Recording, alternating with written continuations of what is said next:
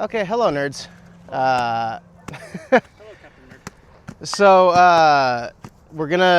today's class is footwork, because collectively everybody's footwork sucks. Mine sucks. 99% of Amtgard's footwork sucks. So we're gonna start off from the very bottom in setting up your stance. And so your standard stance, you're gonna want your feet about shoulder width apart, one foot projected a bit forward, kind of, one foot a little bit forward, one foot a little bit back. You want to be nice and centered and balanced. You want to be able to just kind of easily bounce back and forth. Feel like you can move. Take a step, take a step, take a step, take a step, take a step. That feels good. That feels like you're not going to fall over. You're good. So all of your stance should always kind of start in this central, just central base. This is the safe spot. This is where you're good. This is where this is where you want to reset to after you move. Because when you move, you don't want to stay kind of like this. Because now your stance is longer. Your center of gravity is lower, and you have less ability to kind of recover from that. So even if you take a lunge, you want to gather your feet back into sort of this position. Next, does everyone know how to lunge? The important part about lunging in Amtgard is lunging is probably the most simple form of gap closing that you're going to use. Maybe not simplest, but the most common is it's not a hop. You want to keep your feet in contact, or your back foot in contact with the ground the entire time. It's sort of like a drag, not like a heavy drag, but just enough, just like the tip of your toes. Because moving in that way, it is sure a short distance, but the more off the ground you are, the more unable to adjust yourself you are. So if I'm up here, I can't use anything defensively because I'm in the air. I can't step. I can't stop. If I'm sliding, you can press down on the foot to kind of stop and help yourself redirect. So you want to keep that bottom foot in contact with the ground the entire time, or the back foot. Lunge, it's like that. Simple. And obviously, the more you do it, I suggest just when you're at home, if I'm just kind of walking around home, sometimes I'll just whoop, and just keep walking. It's weird. Don't let random people see you do it. They're gonna think you're weird. Or do, yeah. Really whatever floats your boat. I'm not allowed back in 7-Eleven anymore. Yes. But yeah. It's that is the most basic form of movement in Amtgard. Obviously you can just walk, but this gives you very little utility. Also, there are bring your feet close together, you kind of have little to no mechanics left. Exactly, yeah. The wide base gives you a strong base to generate energy from, because we've talked about before, but to go into more solid definition, power is generated through the entire body. I can sit here and I can swing with just my arm, but I have to cock back more. The shots are more wild, less controlled. That's just my arm. I can just use my shoulders, and I can do a little bit more hop, but I don't have any range. I don't have any reach, and it's still harder to bring that shot back. When you start activating the hips is when you start getting your ability to throw shots that are shorter, but with more energy, because you're just pulling from a deeper reservoir of muscle. So Also very noticeable with a heavier sword, because exactly. this is about the fastest I can do off arm versus it's a lot less effort to use your hips. Exactly. Yeah. It's you can, but why? Why make things just infinitely harder? It's the same exact mechanics behind a baseball swing. That's why Exactly. baseball swing includes throwing the hips. Exactly. Most of that power comes from. Body mechanics are core to every sport that requires you to use your body, maybe not bowling. But, I just still suck at it. everyone does. Everyone does. Like that is one of the big things. Is like until you get to the very, very high end, most people just suck using their body mechanics. You know, because sometimes it's easier just to, you know, like snap the wrist or snap the arm. But it sucks. Will it work sometimes? Yes. Is it good? No. All right. So we have our stance. We have why our stance is our stance. And we have the lunge. Typically with the lunge, you will kind of just, like we talked about, wind up back in that stance. So there's a couple things you can do from there. Typically when lunging, you are also going to want to move offline. Because like we can do this thing where we kind of just fence directly back and forth. But like I still only have like, I have so much more of his guard to compete with. If no guard there, nothing, not a thing. So the lunge is good for getting, your lunge is great for getting you offline. And being offline presents a lot of benefits to you, but you also kind of got to think about what it's going to detract. Because if I step offline, like I've gone over here, if he corrects, then I'm more fucked because he's moved offline and now my whole inside is open. It's like I have to try to like wheel back around, and if he hasn't already taken that initiative, like I'm probably dead. So use it sparingly, and know that when you do it, have something like in the works. Don't go in without any kind of plan. You throw as your jump move? I would say the opposite. Because if I step out here and I stay in guard and I don't see that, and I see that he's covered up, I'm still in guard. I can block whatever shot comes in. But if I'm stepping and throwing and he's like in guard and just throw into the guard, I lose. So it's one of those things that takes a little bit of time just to get used to. But yeah, so don't. There are times when it is beneficial to throw while stepping. A lot of times, like this can be a feint. I can like come inside and like throw it to the inside. So like I can do that. Also, That helps me. Like a feint where it's like boom, boom. Yeah. Like if you pre-prepare your opponent to not have their guard up, is a great point. So yeah, if you start with the feint, like I do the inside outside a lot. So know that whichever direction you move, you need to operatively do something to set your opponent up for your footwork to work, or you need to throw it, or you need to be ready to get into the more nitty gritty of like the block striking and like the stepping, and then just like preparing to fight at a new angle while they try to recorrect, and just hope they didn't see the movement coming.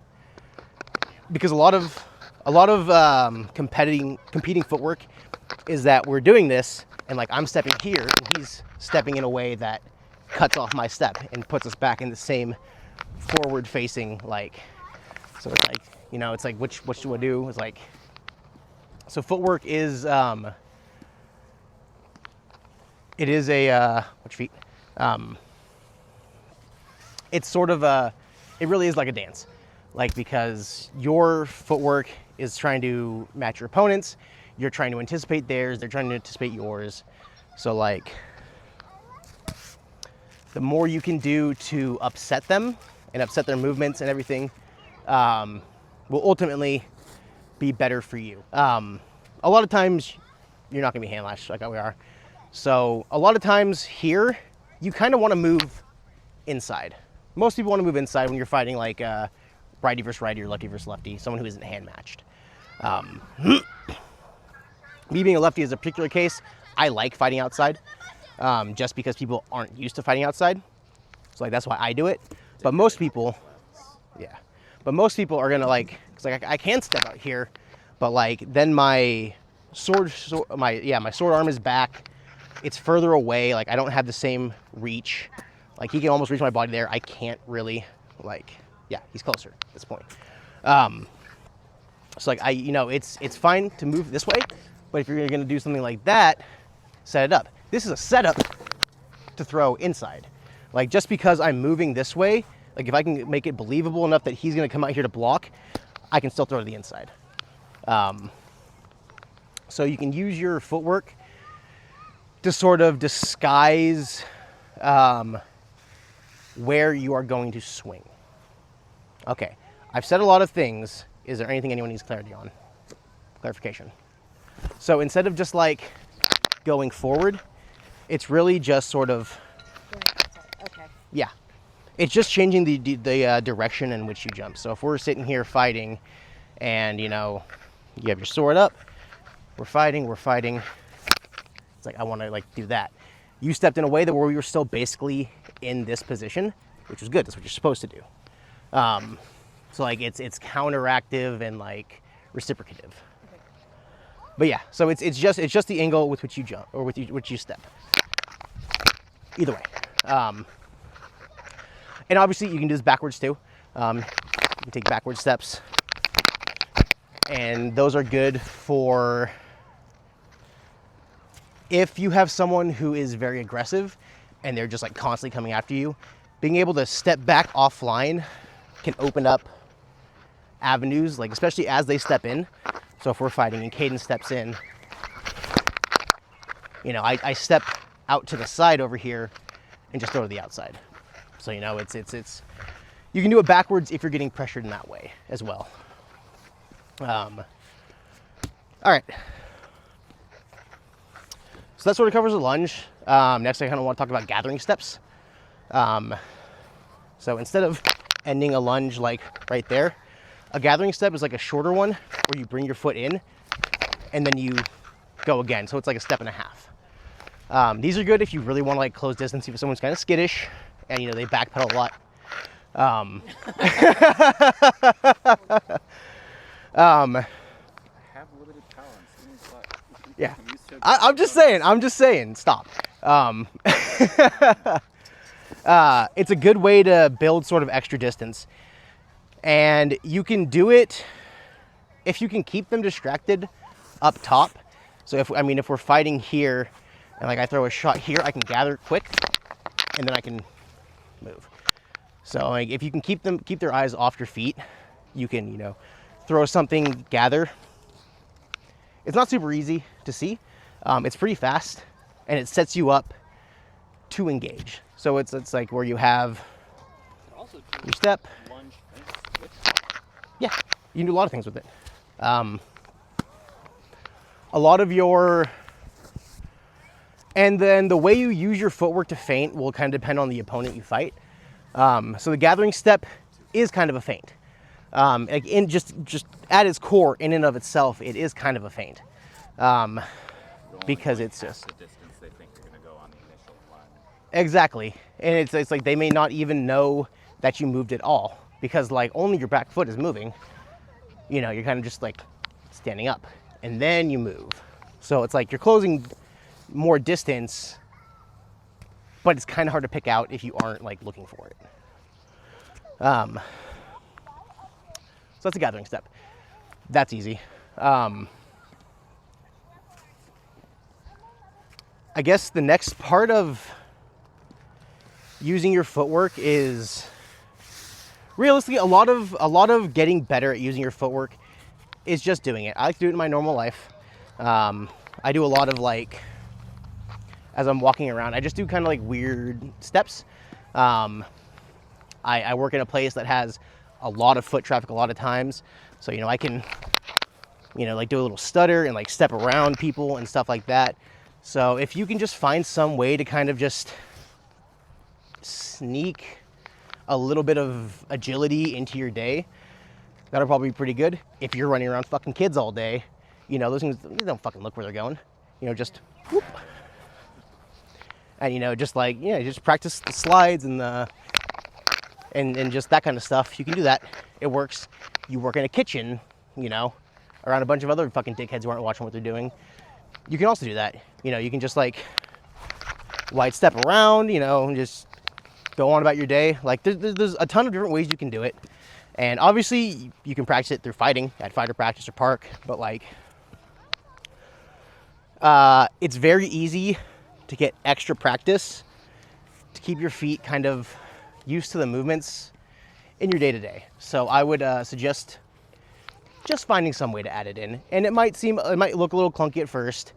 You might want to do it around the house for a bit, you know, till you really kind of nail the movements down. They feel nice and smooth and easy, before you fucking just like trip over yourself in front of a bunch of children. They laugh at you and you're Mrs. Trips forever, you know. So the next movement when talking about our footwork is sometimes you just need to take a step. You know, we can be here. If I really want to cover space, I'll just take a big step. That one is, it's like, whereas a lunge is a stab, a gathering step is a chop, a full step is a wrap shot. So it's like, in the order of speed and how hard they are to perceive, stabs are always going to be fastest, followed by chops. Wrap shots take more time and they're more noticeable. So like, if you do need to take that step, the things to notice are, one, that you inherently have to lift your foot up to do it, which puts you off balance, which means you have less ability to defend yourself in that moment. So in setting up for it, you either want to be out of their range, or have set them up in a way that they can't just immediately take advantage of the fact that you're here and like try to like stab you or something, you know, while you're trying to like not fucking fall over. But it covers an incredible amount of distance. Like, it's one of the few ways I can catch Caden. Like, I have to kind of just fucking throw myself at him because he's so fast on the back foot.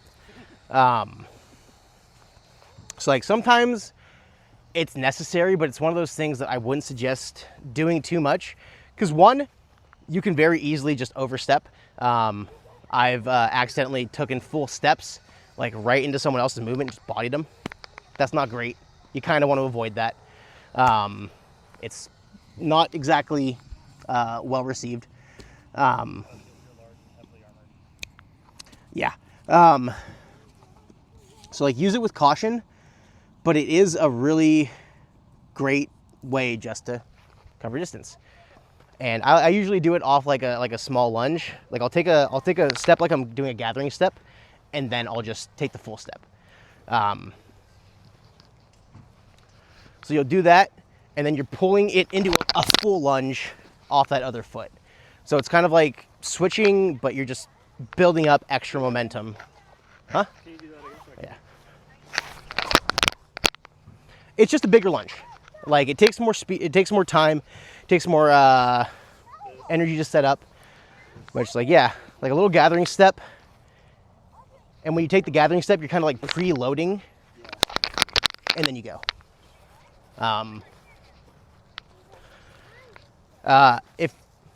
And typically you're going to do a big step like that towards your non-dominant hand, so because it is a back foot step. Those are the three things that I really wanted to touch on as far as footwork goes. Just kind of dipping our feet in the water of like what your footwork should look like, what movements you want to use, because like, yeah, like I said, at some point you're gonna have to walk, and that's fine. You're gonna have to run, that's fine. Battle games, you run around a lot, shit happens. But when you're actively engaged in with someone, you want to keep your movement as unobtrusive as possible, just because the better you get, the better people you fight, you'll recognize that they're going to pick up on your movements and the way you move. It's like, yeah. It's like, they'll sort of figure out what makes you tick, what makes you move. I know that fighting Caden, he is either going to move backwards very fast when I try to catch up to him, or we're going to trade a couple shots and he's going to forget about his feet, and we're going to block strike. And I have to worry about chasing him less at that point. It's like you start to learn the people you fight. Because I know once we get into the block striking portion, if I do an outside step this way, I have a much better chance because he's used to being in the block striking sort of game. Rhythm. Yeah, rhythm. If I just take that step outside, it's just not something he's strictly prepared for, and I can take advantage of that. Working on it. Yeah. You will also find if you have someone who's like a really aggressive engager, you can just take like an outside step and just poke them. Just stab them. Like let them run into your sword effectively. So all these things you'll sort of notice that people start doing. And the more cognizant you become of footwork, the better it winds up working for you. So that's it for the sort of like teaching portion. I'm going to talk about just the drill real quick, and that is the range matching. And it's you find a person you find a person you're doing this with. You both hold your swords out. We can both just hit each other's wrists right here. Yeah, so like get to a point where you can just hit each other's wrists. Typically works if you have the same like wingspan, but you know, it is what it is. So wherever each of you can both hit, it doesn't matter if it's exactly the same distance. Like if it's, yeah, like if he's hitting your elbow and you're hitting his wrist, whatever, doesn't matter. So you're gonna do that. You're gonna take sort of like, you're gonna be in your stance. You're gonna sort of like just take like recognition of where you are. So like look how far apart you guys are and look sort of like just where you're set up. And then you're gonna go alternating people. One person is going to step and the other person is going to counter step.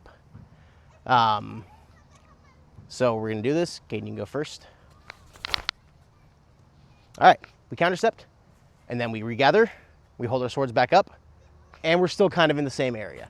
So you wanted, the goal of this is to be able to anticipate how far they're going to step and sort of match your movements so you can stay safe, but still stay able to kill and be effective and all that.